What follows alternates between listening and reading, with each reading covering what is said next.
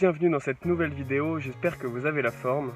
Alors aujourd'hui on est au nord de l'Argentine, dans le troisième projet de permaculture dans lequel je fais un volontariat.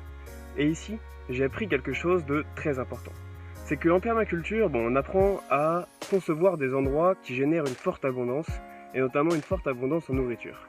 Et cette abondance, il y a différentes manières de la gérer.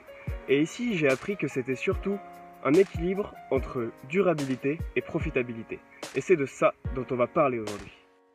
Le projet où je suis en ce moment, c'est encore une démonstration de puissance de la permaculture.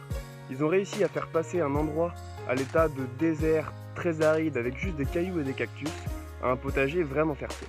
Et ici, ils font notamment pousser des salades. C'est l'exemple qu'on va prendre aujourd'hui pour bien comprendre ce que je vous disais tout à l'heure. En fait ici, leurs salades, ils les plantent très serrées et dès qu'elles commencent à sortir du sol, ils les mangent déjà. Et quand elles vont commencer à grandir plus, ils les transplantent, ils les déplacent dans un autre endroit où elles auront plus d'espace pour s'épanouir et même dans ce deuxième endroit, ils vont continuer à les manger régulièrement. Et ainsi, à chaque étape, ils ont de moins en moins de plants de salade et au bout de plusieurs cycles, très peu vont arriver à l'âge adulte. Et là, vous allez me dire, mais c'est complètement ridicule comme histoire. Pourquoi est-ce qu'ils ne les mettent pas directement dans un endroit où elles auront toute la place pour s'épanouir et une fois qu'elles arriveront toutes à taille adulte, manger celles qui les intéressent, replanter certaines et puis vendre les autres, non? Et c'est exactement à ça que je voulais en venir. Ici, ils peuvent manger de leur propre salade tous les jours, ils n'ont aucun problème de quantité et prennent pas le risque qu'il y en ait qui pourrissent.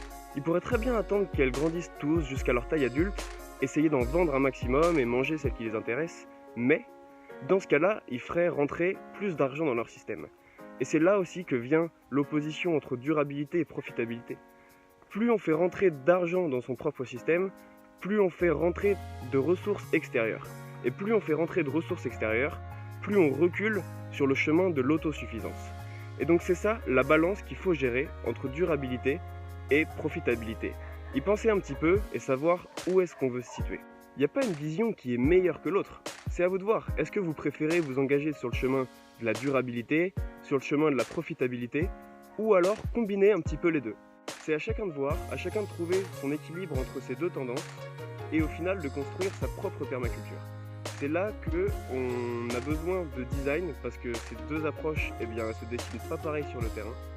Et c'est là en fait que chacun va pouvoir décider comment est-ce qu'il va gérer l'abondance que va lui offrir la permaculture. Donc voilà, c'est ça que je voulais partager avec vous. J'espère que cette vidéo vous a plu. Si vous voulez rien louper de mon voyage autour de l'Amérique latine sur la permaculture, je vous conseille de vous abonner à cette chaîne et on se retrouve bientôt sur une prochaine vidéo. Ciao!